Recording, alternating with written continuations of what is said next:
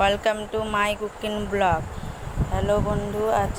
বন্ধুরা, আজকে আপনাদের সামনে নিয়ে চলে এসেছি চাল কুমড়োর ভাজি নিয়ে। দেখুন, চাল কুমড়োটা রাখা আছে, ওই চাল কুমড়োটা নিয়ে ছিলে নিচ্ছি।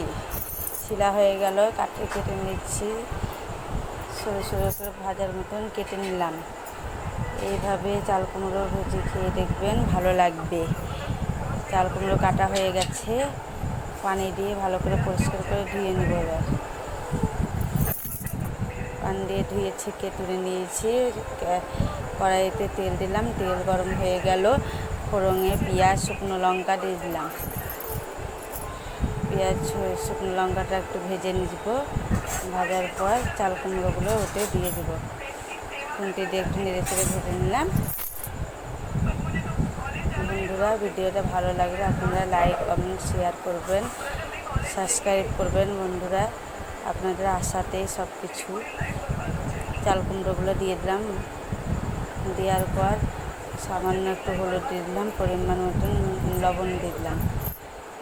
স্বাদ অনুযায়ী লবণ দিবেন আপনারা। ভালো করে নেড়ে চেড়ে নিলাম। চাল কুমড়োটা ঢাকা দিয়ে দিলাম।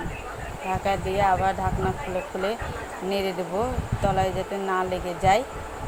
কড়াইয়ে বারবার খুলে খুলে নেড়ে নিতে হবে চাল কুমড়োটা। দেখেন বন্ধুরা, কত সুন্দর হয়েছে চাল কুমড়োটা, কালারও খুব সুন্দর এসছে। ভালো লাগলে লাইক, কমেন্ট, শেয়ার করবেন। বন্ধুরা,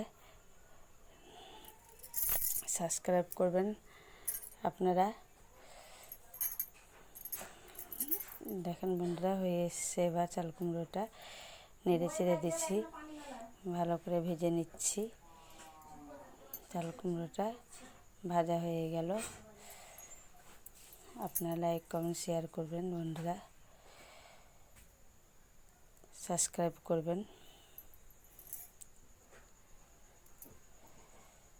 আপনারা এভাবে চাল কুমড়ো ভাজি খেয়ে দেখবেন, ভালো লাগবে।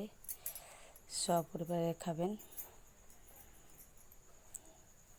এই রেসিপিটা, ভালো লাগবে, করে খাবেন।